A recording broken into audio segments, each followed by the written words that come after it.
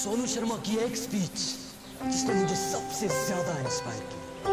कहते हैं कि एक दिन मैं घर में बैठा अपनी बेटी के साथ लूडो खेल रहा था। लूडो की वो गेम जिसमें टोकन सांप के मुंह में चले जाने से वापस नीचे आ जाता है।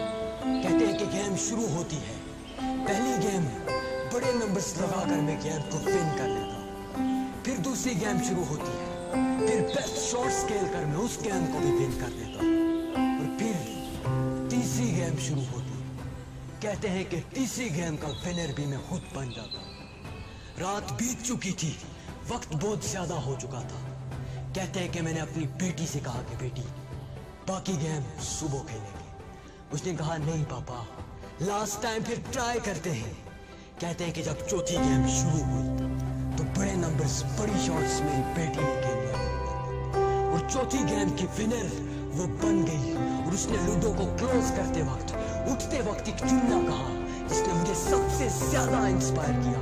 वो कहते हैं कि उस छोटी सी बेटी के अंदर जज्बा था। उस जज्बे ने बोल कर कहा कि पापा it's not over until I win, it's not over until I win। कि उस वक्त तक हार ना मानो जब तक जो सोचा है वो कर ना लो। हाँ, उस वक्त तक हार ना मानना जब तक जो सोचा है वो बन ना जाओ। याद रखना कि तुम्हें ताकतवर बनना पड़ेगा, इसलिए नहीं कि तुम किसी को शिकस्त दे सको, बल्कि इसलिए कि तुम्हें कभी भी कोई भी हरा ना सके। गुस्सा बुरी चीज नहीं है अगर इसकी सिमत सीधे रास्ते पे जाती। इमरान खान कहा करते थे कि मैं उस वक्त तक हार नहीं मानता जब तक आखिरी बार में पीत नहीं। हाँ, उस वक्त तक हार नहीं मानता।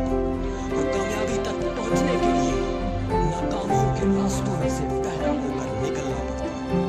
और अगर जिंदगी बदलनी हो ना तो एक वाकई, एक उस्ताद और एक किताब से बदल जाती है।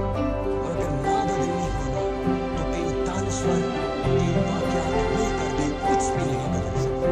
हाँ, कुछ भी नहीं बदल सकते। अगर कुछ बनना चाहते हो ना तो याद रखो कि फील्ड का स्कोप नहीं, टैलेंट का स्कोप होता है।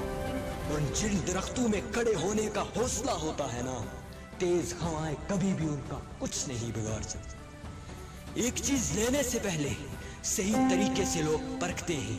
फिर याद रखना कि कामयाबी का भी तो हक है कि तुझको नाकामी का सामना करवा के परखे।